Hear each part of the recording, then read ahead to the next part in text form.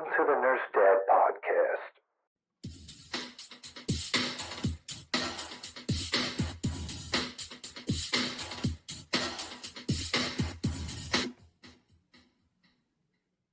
Hello, ladies and gents. I'm RN Glenn, aka Nurse Dad, host of the Nurse Dad Podcast. I'm a former Navy hospital corpsman, current ER nurse, and host of the Nurse Dad Podcast, available on YouTube, Spotify, and Apple Podcasts. Now, with regards to today's episode, it seems that the longer I do this podcast, the more I get a certain type of guest, and that is somebody who has unfortunately suffered through workplace violence. In this case, I'm talking about Nurse Aly. Nurse Aly, thank you for coming on the podcast today. Absolutely, Glenn. Thank you so much for having me. And those watching or listening, your Instagram page is The Realistic RN, right? Yes. Any other social media that you have that people can reach you on? I'm also on TikTok for now as The Realistic RN. And your Might get banned. And your podcast, what's it called? The Realistic Nurse Podcast. All right. Easy.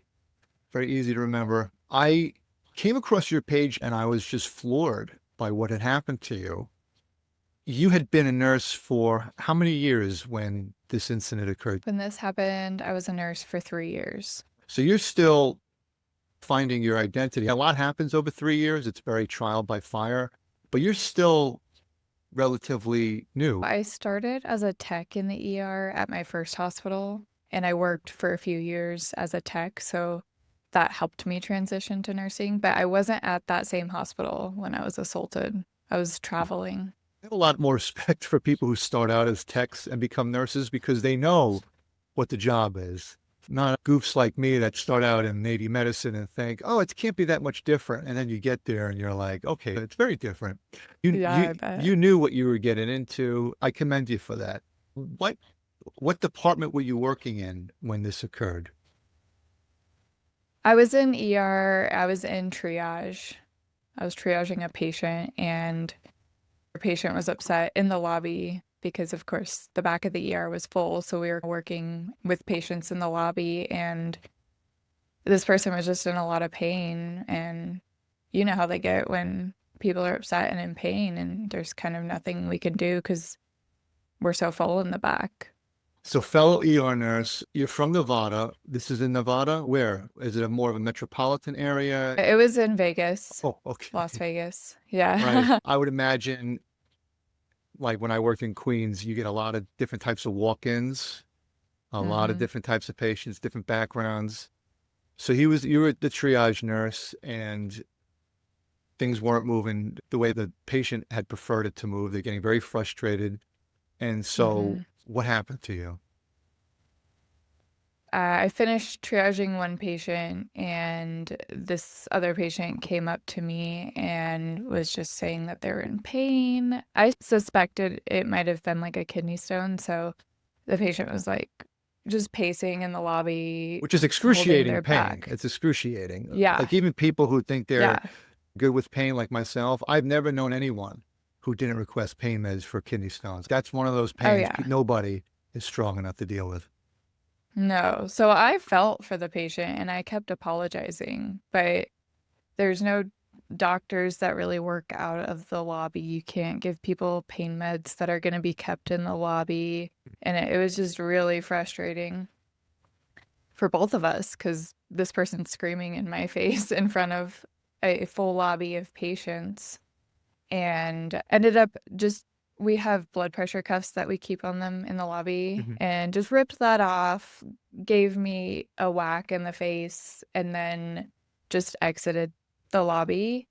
And I immediately went into a seizure, and the receptionist, I was traveling with my partner at the time, so he came up and knew I was having a seizure, and they brought me back. And the next morning, I got a phone call from my recruiter that the hospital cut my contract and literally stated in the firing that it's because I had a seizure.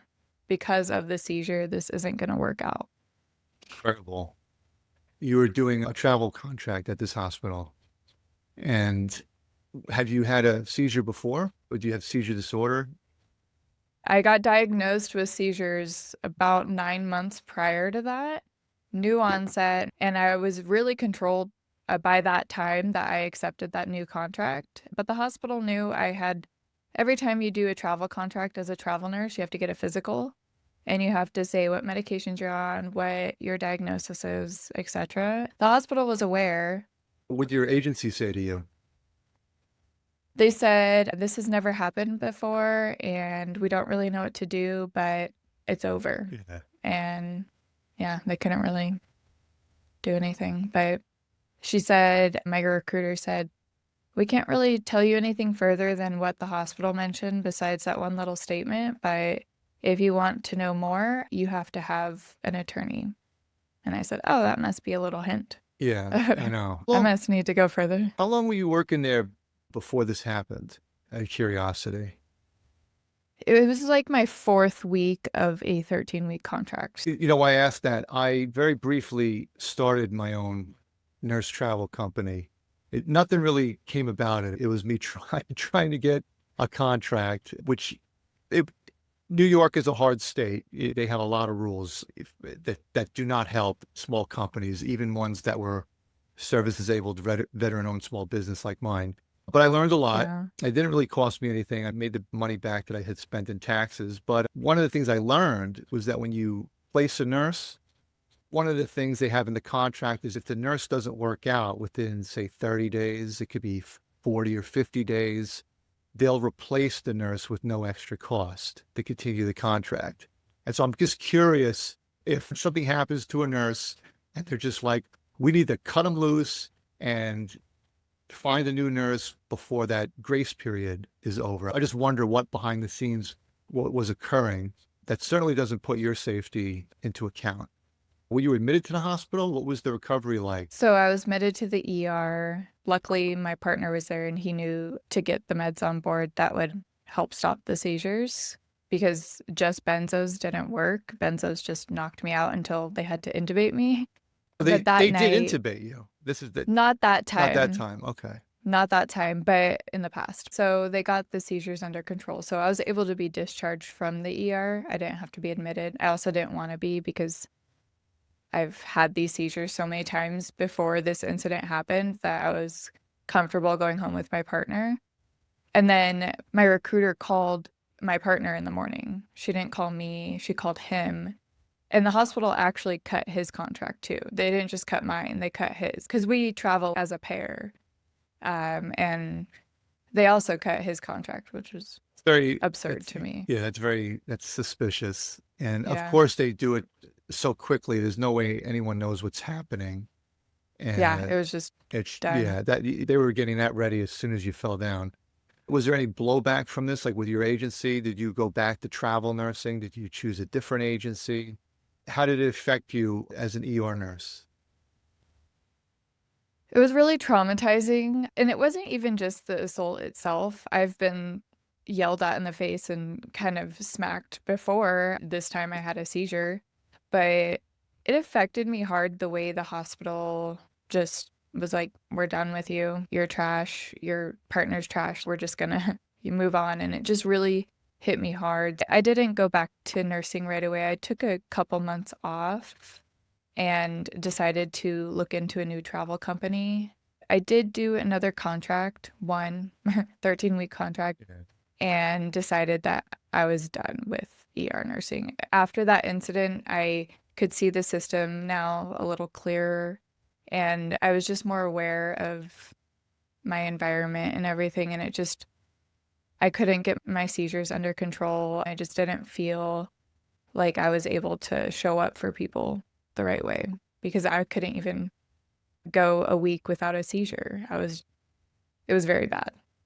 This incident, the workplace stress, that was only exacerbating you? Yeah, absolutely. There's definitely a reeval that every nurse has to go through the longer you do it.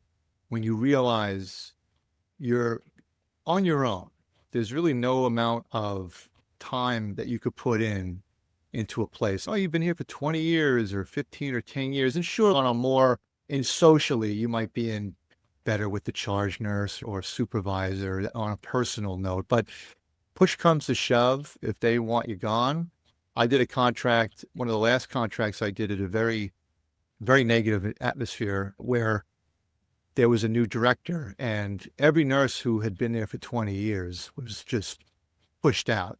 Not overtly fired. They can't really do that at a union hospital at least, but they can make things tough for you where you're not getting the shifts that you want. You get a shift on a certain day and then it changes not long before that. And you're told, hey, you need to get that covered. Certain things that you enjoyed, maybe you did a sort of unofficial educator role as one of the nurses did for 15 years and they just take it away from you. There's a lot that they can do to just make your working environment uncomfortable. Yeah, I've experienced that too. At my first job that I was there for a long time, they will target a certain person that they don't like or something very, I don't know. It's very evil sometimes, these environments. It happened to me not long ago, not with my current job. I'm actually pretty happy where I am, but I was at another hospital and all I said was, we're doing this 3 weeks of training, computer modules and classes where they're teaching us to deal with our stress with a singing bowl, that we hit a singing bowl to calm us down. But at the same time, they're saying you have 85 modules that you have to do. You have to do it at home. And I'm like, normally you're supposed to be paid for this. This is time that you're putting into your job. This is an entire weekend and I'm going to have to sit at home and do this. Why can't we just do this during the 3 weeks of classes? Hello, ladies and gents. I'm RN Glenn, aka Nurse Dad, former Navy hospital corpsman, current ER nurse. And if you like what we do here on the Nurse Dad podcast, please go to mynursedad.com and hit subscribe. Thank you very much. And of course, stay hungry, be humble, Nurse Dad out. Maybe a little less singing bowl and more mandatory computer modules. And when I said that, one of the people, I won't say she had it out for me, but it definitely affected that relationship by just asking that question, which makes total sense. But it just goes to show you, some people are like, how dare you question the system? Oh, yeah. And Yeah. now over here, I don't know how it is in Nevada, but novice nurses right out of nursing school, they have to do a 2-year nurse residency, which on paper sounds like, oh, we're trying to create more retention. We're trying to better train nurses. But what it also means is you do anything we don't like, you're out of here. Like just, Yeah. and they're trying to get you to drink the Kool-Aid and not question anything because you know you're in a more vulnerable position because you've got this 2 years of nurse residency. Not sure if they do that in Nevada. I don't know of it. I know certain hospitals, if you get hired to them, they will make you do that. I just had to do 3 months of new grad, like preceptorship. And I might have gotten treated differently because I had already known the flow of the ER. I already took care of patients Yeah, with as your a tech. background. So yeah, yeah. What do you do now? But I recommend. I'm sorry, it's a little delay in sound, so I didn't mean to cut you off. Oh, you're good. You're good. I was just saying that I recommend people to, not saying you have to, but you should work as a tech or a CNA or at least see something in the hospital before you go in instead of going in blindsided from the reality. I've met a few people in nursing school who they had an extensive background in babysitting or taking care of grandma, and that's all great, but I think people are stunned after a while when they realize that there is a balance or an imbalance between taking care of human beings and then having to perform for the system. And a part of nurse advocacy that for me has always been grabbing someone before they can slip through the cracks and trying to present their case on an individualistic level. So I always compare it as a conveyor belt, which has its place because you need to keep things moving. But the nurse's role is to just say, hey, look, this item over here, something's happening. We need to focus. But I don't think people realize that. I think people go into it thinking it's always the patient. It's always about the treatment plan. It's always about the care. The right thing will be done 9 times out of 10, or what you perceive as the right thing. And I think once they start to understand how it all works, like when you realize that if something were to happen, maybe you get attacked.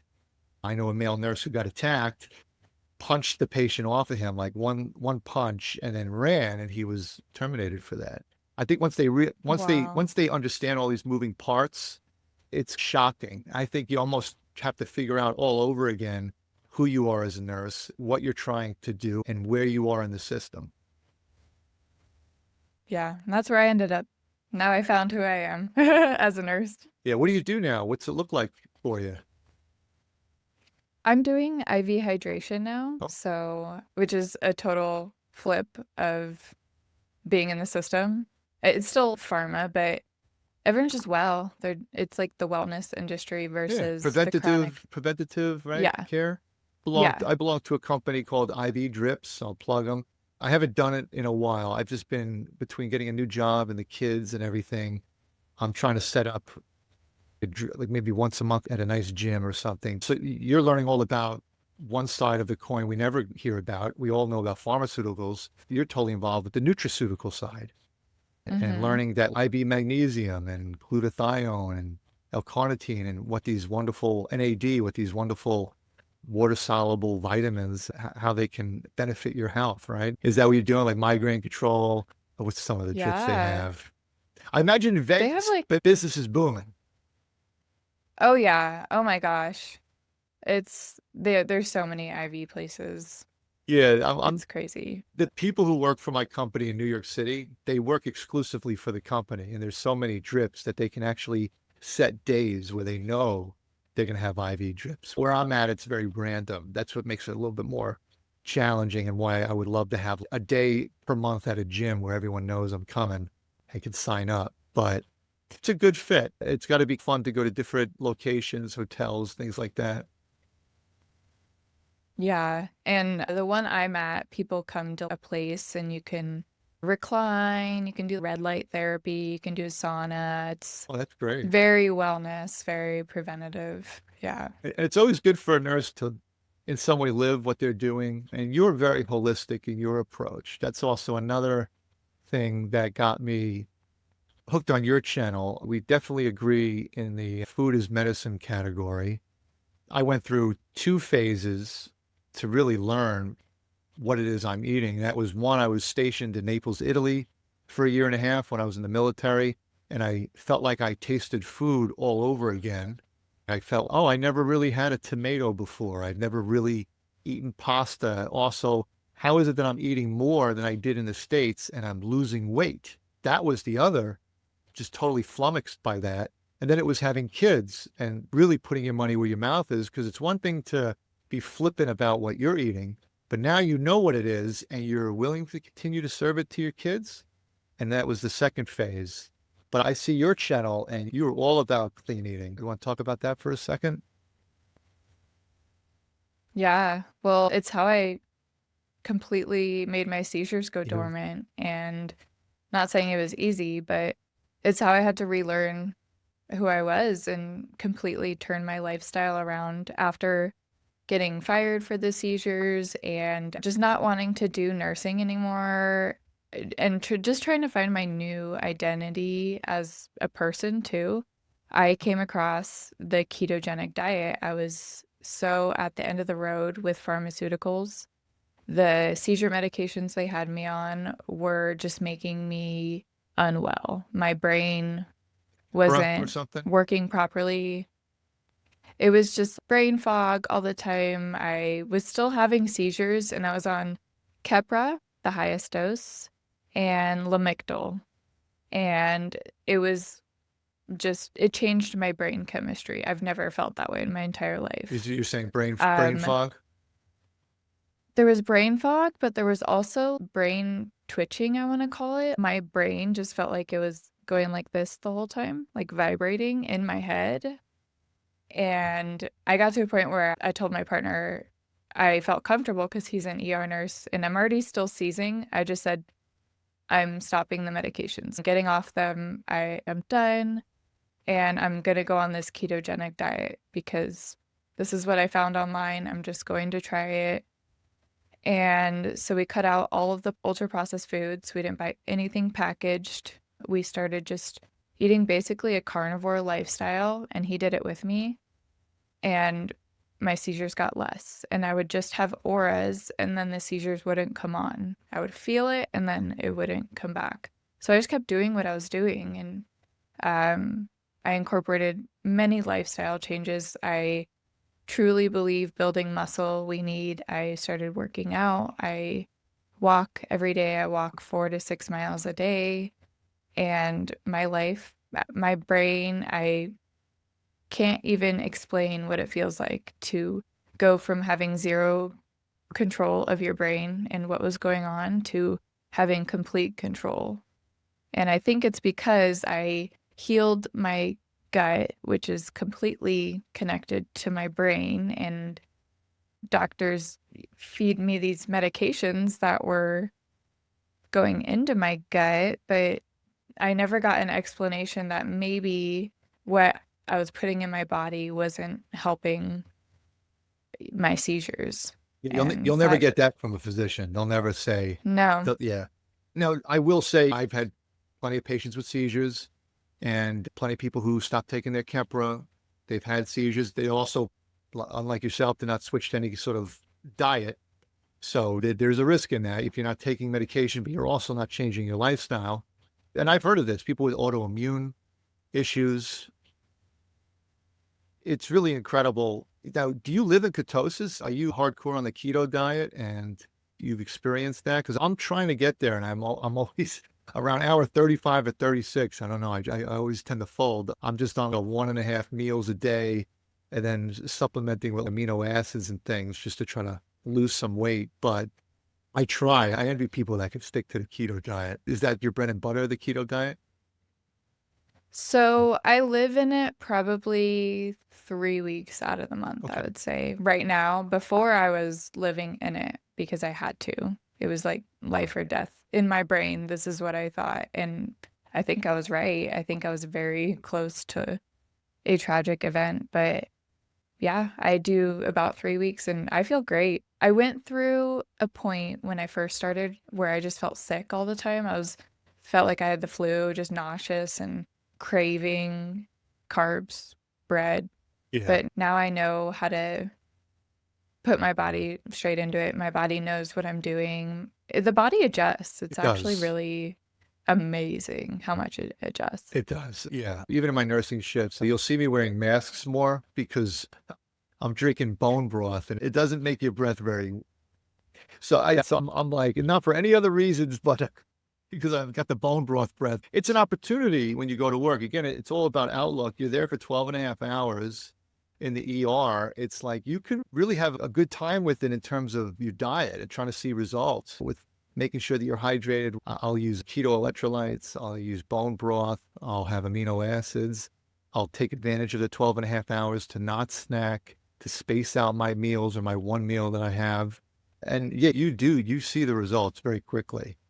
The human body Yeah. might take a little while to get there, but if you've got your resolve and your discipline, you'll get on the same page with it. Yeah. And if I went back to the ER, oh my gosh, I would have so much more energy. I remember the way I used to eat, I would crash every hour. I'd be drinking an energy drink and then I would eat a Snickers Yeah, and the then worst. it was just constant. But now, if I ever went back, I would be able to handle it way better. Do you still keep in contact with people you've worked with or like the state of things at all? A few people, not a huge amount. As my lifestyle changed, my group of people changed. That's very But important, the people in your circle.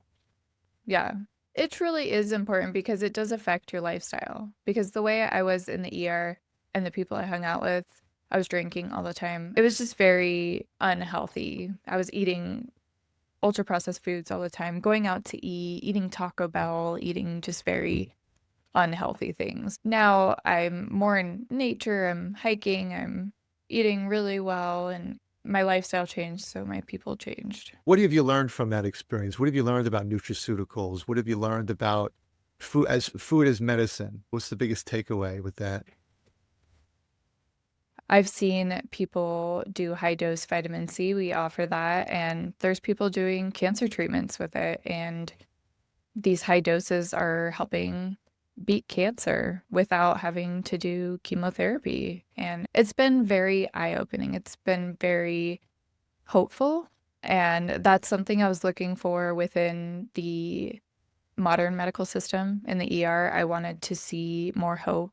And it was dark to me. And I'm glad that I found a place where I'm seeing people heal and I'm seeing people cure their cancer and I'm seeing people get better from a virus with a vitamin C bag or just get some energy with B12. Yeah.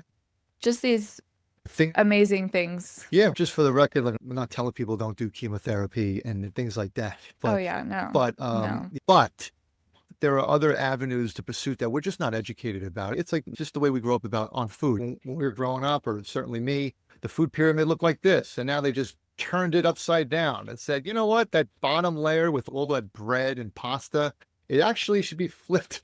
It should be on the bottom, on the point. It should be like the least amount of food that you're eating. And Yeah. my experience with nursing school is odd because I started out in the military, and after boot camp, I did 3.5 months of A school. When you enlist as a corpsman, as a paraprofessional, so to speak, even though we learn how to do chest tubes and crikes and things like that, our initial school is 3.5 months.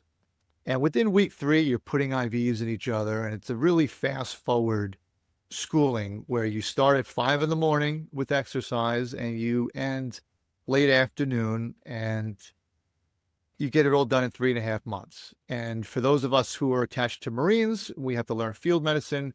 We go through a field medical training for 2 months, which takes those clinical skills and applies them literally to an outdoor field setting with Marine weapons training and things like that. But the point being, certainly within the first 3.5 months, you learn so much. And when you go to nursing school, as I did 5 years later, and they're making me take Anatomy 101, and I have to take a yoga class just to keep up the full-time status for the GI Bill, you realize that, man, like 75% of this school is just fluff. It's marshmallows, especially too in the prereq stage when the school takes some of the nurse killer classes that on average force a lot of nursing students to drop out, where they take those classes that used to be in the beginning, which was happening, and they're moving them toward the end because, hey, why not just get more money out of people? You really start to see what it's all about.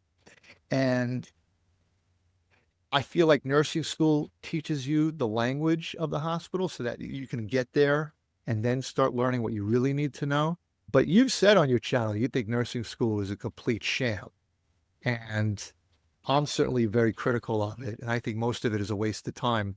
You want to elaborate on your take on it, what your experience with it is, as opposed to from having been a student to being a working nurse and seeing it as it is today? Yeah. Yeah. A long I way to went ask a to question. I'm sorry. I was trying to set it up, No. and then I'm like, I did just wake up a couple hours ago and didn't have enough coffee. Like, where did that That's go? okay. Where was I going with I that? Nursing school for me was just totally a wake-up call.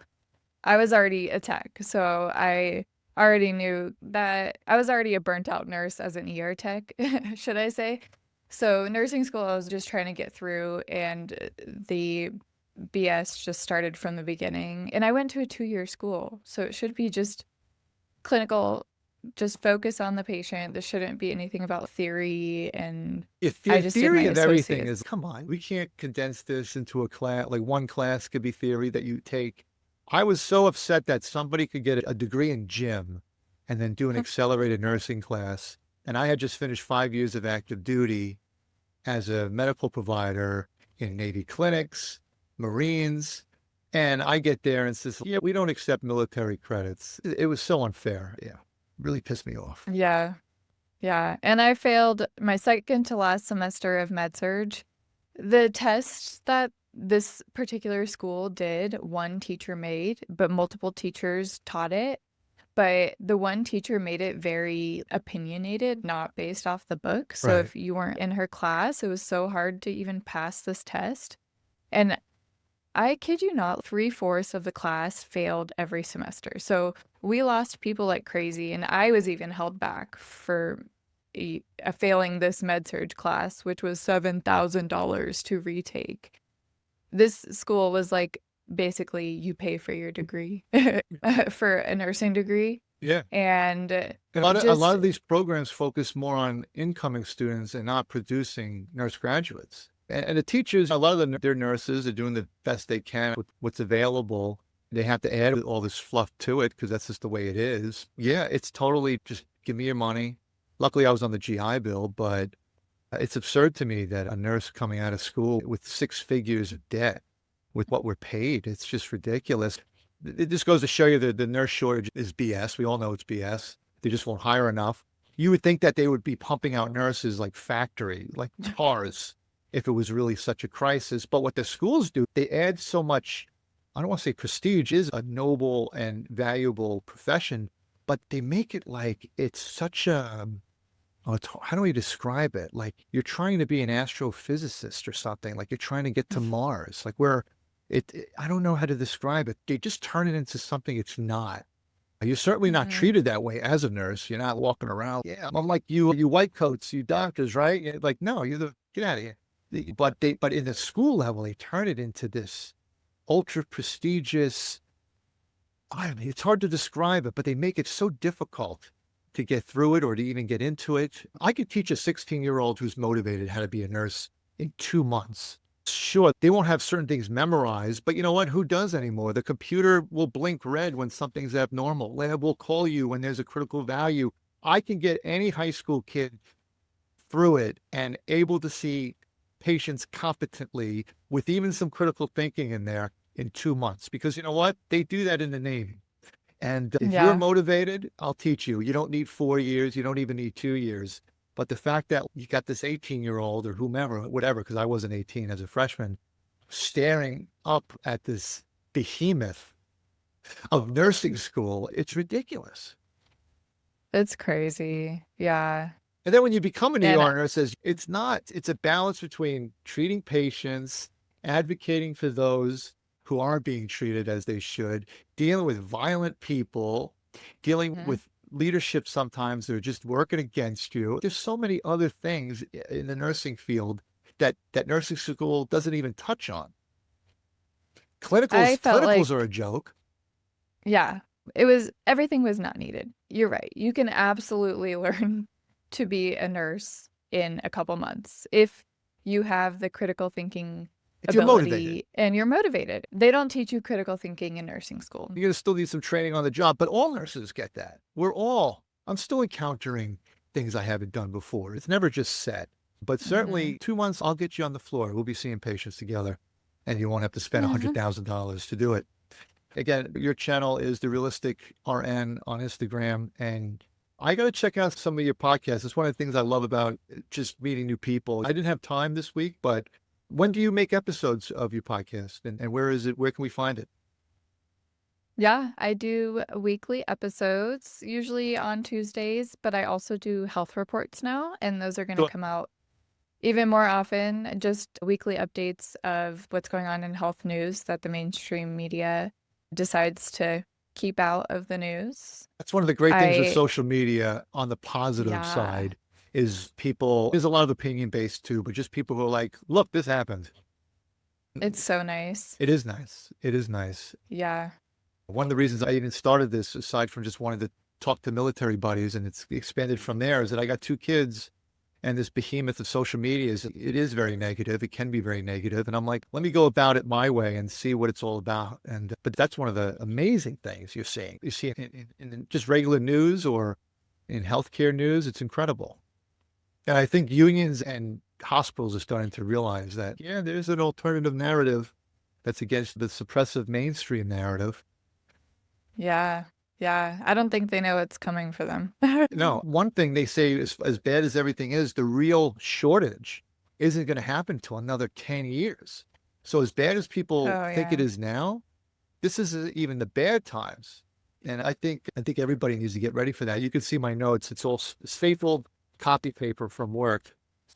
We were talking about holistic care. We were talking about clean eating and nutrition. And I said, the average American, like myself, I'll use ChatGPT or this Claude or there's various other AI search engines. I'm like, let me look up what should I do for diet? And or how bad are seed oils? I asked a question like that, and it gave me such a convoluted answer. And I wanted to go over the answer, this contradictory answer. Hello, ladies and gents. I'm RN Glenn, aka Nurse Dad, former Navy hospital corpsman, current ER nurse, and host of the Nurse Dad podcast. And if you like what we do here, please go to mynursedad.com and hit subscribe. While you're on the website, you'll see a pop-up. Fill it out for my free guide, and it will also enroll you in my newsletter. And no, I will not over email you or spam you. While you're on my website, scroll down and you'll run into my Instagram. In the meantime, thank you for what you do, and stay hungry, be humble, Nurse Dad out. So AI on seed oil. You had posted something about seed oil. I'm very passionate about not having seed oil, something that was an engine lubricant 150 years ago. And took the food industry 40 years to really slide it in. They had to wait for a whole generation of people to die off because they're like, I'm not eating engine lubricant in my food. This was AI's take on seed oils. And this would be for those watching, like vegetable oils, canola oil, things like that, sunflower oil, as opposed to the more healthy olive oil, avocado oil. So it says large studies have found that replacing saturated fats like butter with polysaturated fats from sources like seed oils is associated with lower LDL, which is the bad cholesterol, and lower cardiovascular disease, which I feel like is a total contradiction to what seed oils do. It says that most major organizations, including the American Heart Association, do not recommend avoiding seed oils altogether. And I'm like, the American Heart Association, with sponsors such as PepsiCo, Kraft Heinz, General Mills, Tyson Foods, the Coca-Cola Company, Bayer, and Pfizer. You mean that American Heart Association? I don't see any conflict of interest there. So rather focusing on seed oils, don't focus on getting rid of seed oils. Many nutrition experts recommend, nutrition experts, I feel, is such a loaded term, nutrition experts. Yeah. But instead of focusing on the oils, focus on eating more whole foods, which I'm like, which food pyramid do you want me to use now? The one that was a lie for 40 or 50 years? Getting more fatty acids from fish, walnuts, flax, and chia. So no seed oils, or limiting heavily processed and deep fried foods. Like what? You need foods that use seed oil. So if you're like the average person and you're looking at that, it's kind of like change your diet, but don't. You can keep eating all the crap, just maybe eat less of it, or just eat other things if you feel like it. It doesn't really give you an answer. It says that seed oils are okay according to the American Heart Association, literally says don't focus on it. But then in its real answer of what you should eat, you don't see seed oils. It says using a variety of fats such as olive oil, avocado oil, nuts, fatty fish, and then it says seeds. They sneak it in there. And then lastly, they end it with extra virgin olive oil has some of the strongest evidence supporting its use as healthy everyday cooking and salad oil, which is what I use a lot, avocado oil and extra virgin olive oil. But they kind of throw it in there at the end with no other explanation for it. I just wanted to read that because it's like an answer that doesn't tell you anything. It's like it defends seed oils and like vegetable oil and canola oils and sunflower oils, but then tells you not to focus on it. And then when it gives you examples, none of that stuff is in it. That you had your seizure disorder to put you on that path. But what would you tell the average person? Where would you tell them to go to try to get the truth on all of this?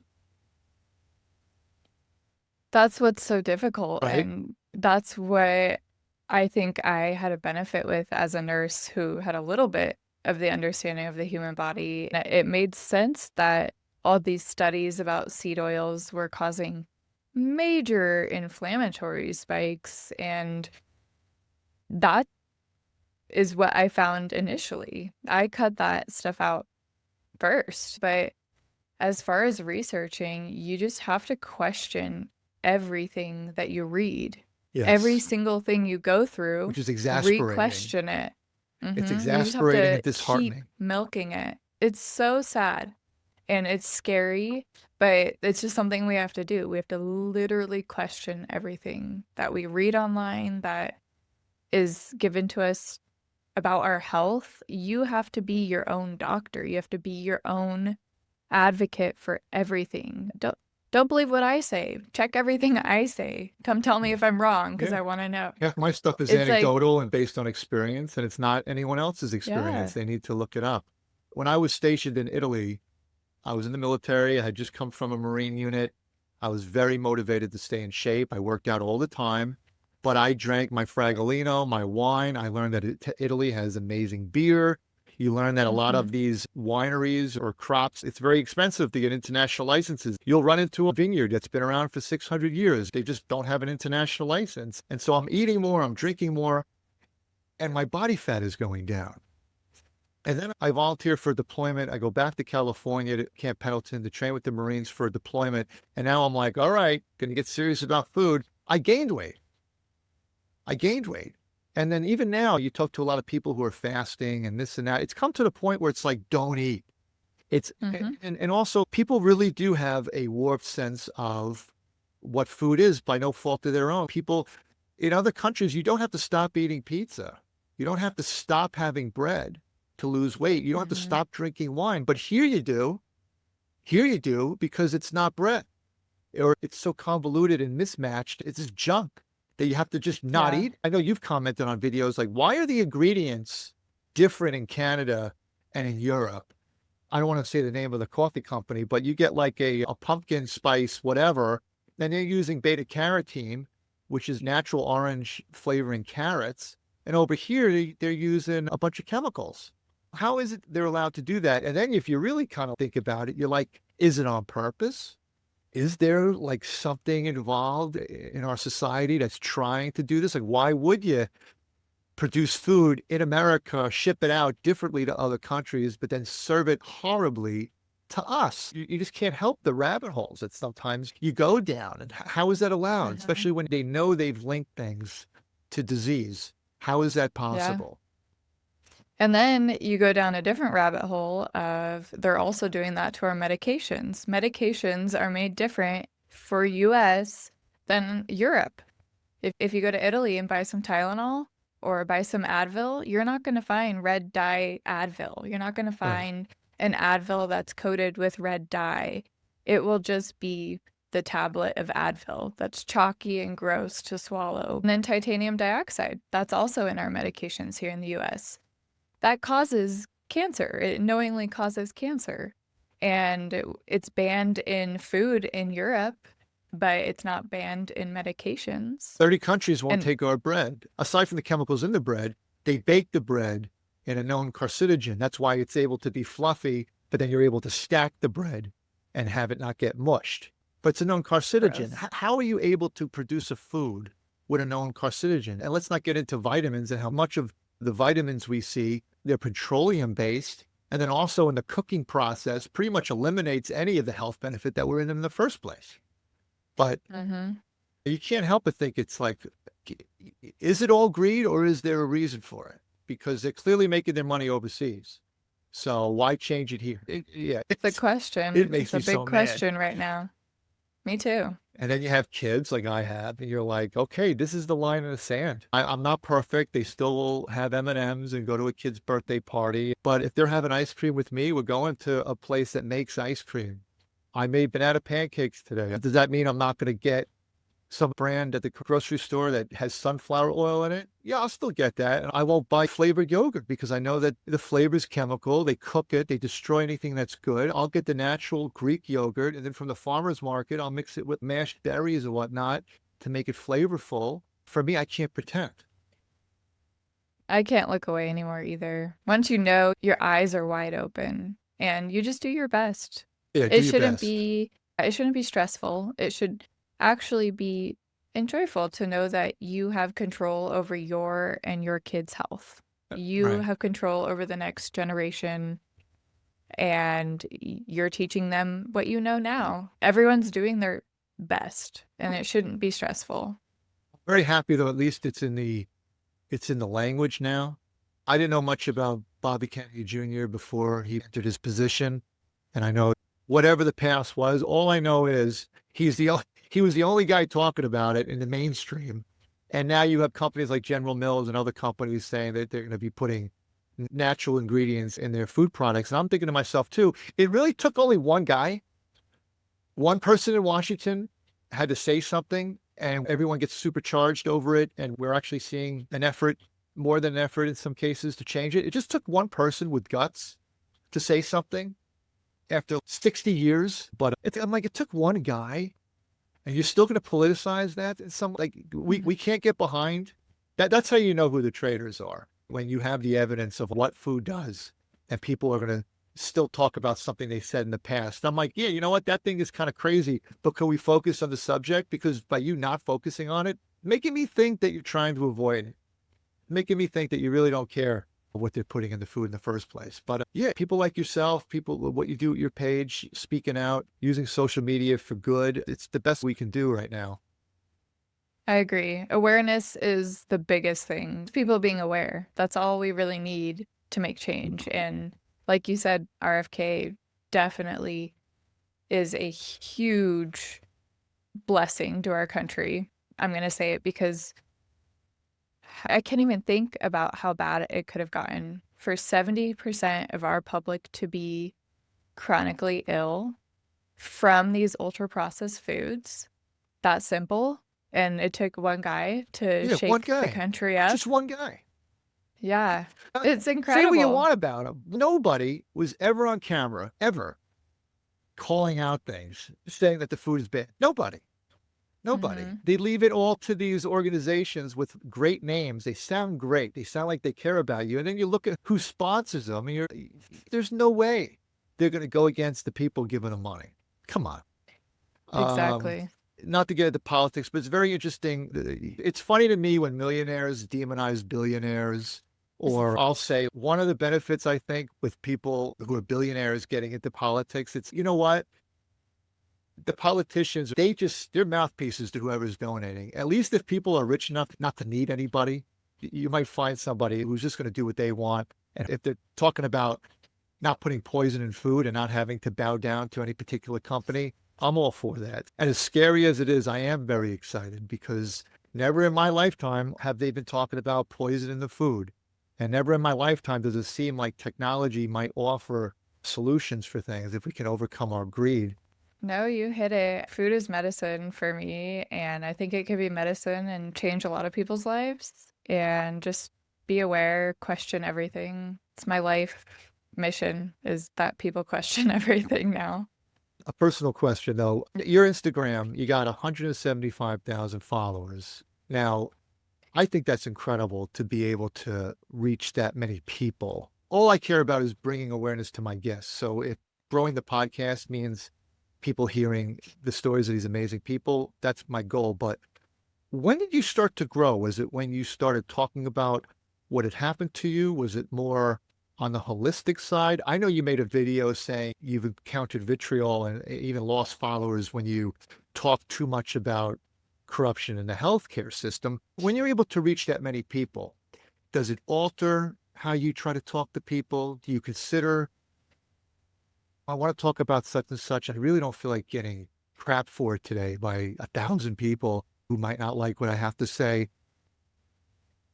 How does that affect you, talking about your story and what you believe in, when you start to accrue that many people who are willing to listen? Initially, it was difficult because every time I would post, so where I started getting traction was me sharing my assault story, how I was assaulted and then I had a seizure and then they fired me. That's where my huge traction came in. But then when I started introducing my food as medicine standpoint, people started saying that I was lying about my story. You said you were assaulted and you had a seizure. So then I had to go back and I'm just a human, so I don't know how to share my story online. I'm just sharing it.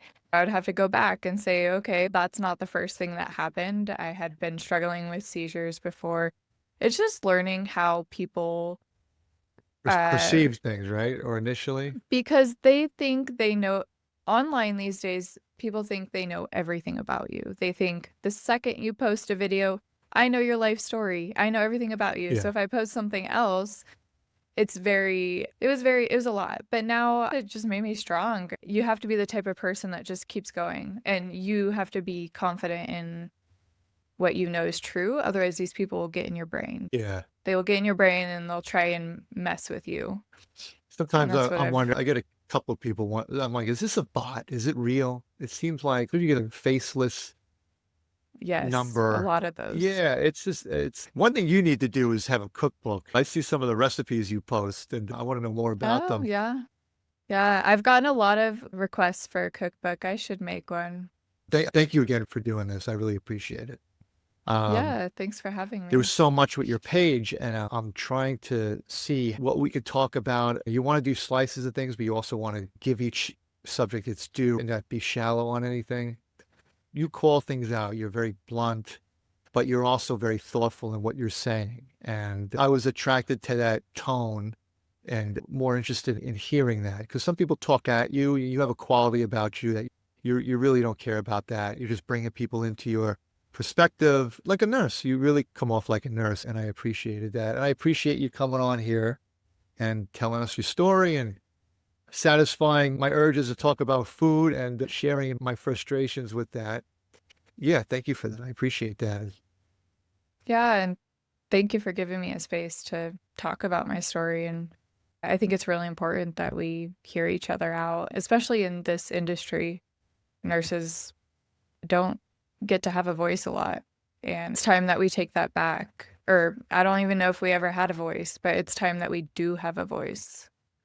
Even your page, you were saying about posting news and you're informative. Some people, even nurse pages, they're all about 15-second skits and comedy but you're very informative. Your page, you're just talking about what you've gone through. You're giving food advice or really just sharing what you're eating and also posting clips, which I really appreciate that. I think it's a little bit easier to try to be funny and there's a place with skits, but my personal taste, I really like what you're doing.